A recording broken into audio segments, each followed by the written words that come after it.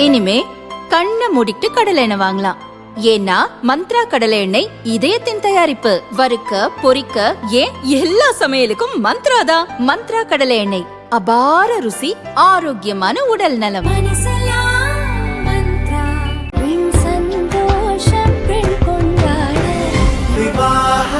மணப்பெண்ணின் பிரத்யேகமான திருமணம் விவாஹா தி சென்னை சில்க்ஸ். திருவனந்தபுரத்தில் பஞ்சாயத்து ராஜ் அமைப்பு தொடர்பான சர்வதேச கருத்தரங்கம் நேற்று நடைபெற்றது. கேரள முதல்வர் பினராயி விஜயன் கருத்தரங்கை துவக்கி வைத்தார்.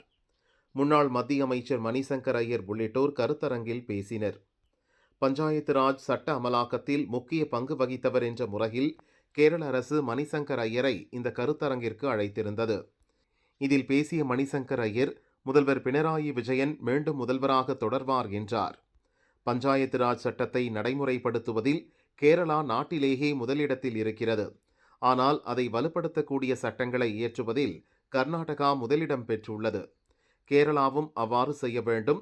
முக்கியத்துவம் வாய்ந்த இந்த கருத்தரங்கில் காங்கிரஸை சேர்ந்தவர்கள் பங்கேற்காதது வருத்தம் அளிக்கிறது. வரும் சட்டசபை தேர்தலுக்கு பிறகு பினராயி விஜயன் மீண்டும் முதல்வராக தொடர்வார்.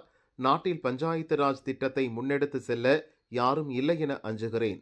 முதல்வர் பினராயி விஜயன் அவர்களே, உங்கள் காலடியில் விழுந்து கேட்கிறேன், தயவு செய்து காங்கிரஸ் கைவிட்ட பஞ்சாயத்து ராஜ் முறையை நீங்கள் முன்னெடுத்து செல்லுங்கள் என மணிசங்கர் ஐயர் கூறினார். Who should be in that committee? Because it so happened that all the Karnataka people were sitting here and so were all the Kerala intellectuals. So in the presence of the Chief Minister, who I'm sure will be the next Chief Minister, I renew my plea that in order to reinforce Kerala as the best Panchayati Raj state in the country, the law should be, the state law should be amended on the basis of the experience we have. அவரது வார்த்தைகள் மகிழ்ச்சி அளிப்பதாக உள்ளது என முதல்வர் பினராயி விஜயன் கூறினார். ஆனால் ஐயரின் கருத்துகள் கேரள காங்கிரசாரிடம் கொந்தளிப்பை ஏற்படுத்தியுள்ளது.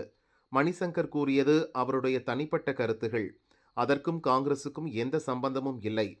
கடந்த சில ஆண்டுகளாக மணிசங்கர் ஐயருக்கும் காங்கிரஸ் கட்சிக்கும் எந்த தொடர்பும் இல்லாமல் உள்ளது என கேரள காங்கிரஸ் ஊடகப் பிரிவு தலைவர் பவன் கெரா தெரிவித்தார். எந்த சந்தேகமும் வேண்டாம், கேரள மக்கள் வரும் தேர்தலில் காங்கிரஸ் கூட்டணிக்குத்தான் ஓட்டளிப்பார்கள். காங்கிரஸ் கூட்டணி ஆட்சியே அமையும் என அகில இந்திய காங்கிரஸ் பொதுச் செயலாளர் ஜெய்ராம் ரமேஷ் கூறியுள்ளார். தமிழகம், புதுச்சேரியைப் போலவே கேரளாவிலும் விரைவில் தேர்தல் அறிவிக்கப்பட உள்ளது. அங்கு தொடர்ச்சியாக 2வது முறையாக பினராயி விஜயன் தலைமையிலான இடதுசாரி கூட்டணி ஆட்சி நடக்கிறது. 3வது முறை ஆட்சி அமைக்க இடதுசாரி கூட்டணி கட்சிகள் முயலும் சூழலில் அதனிடமிருந்து ஆட்சியை கைப்பற்ற காங்கிரஸ் கூட்டணி தீவிர களப்பணிகளில் ஈடுபட்டு வருகிறது.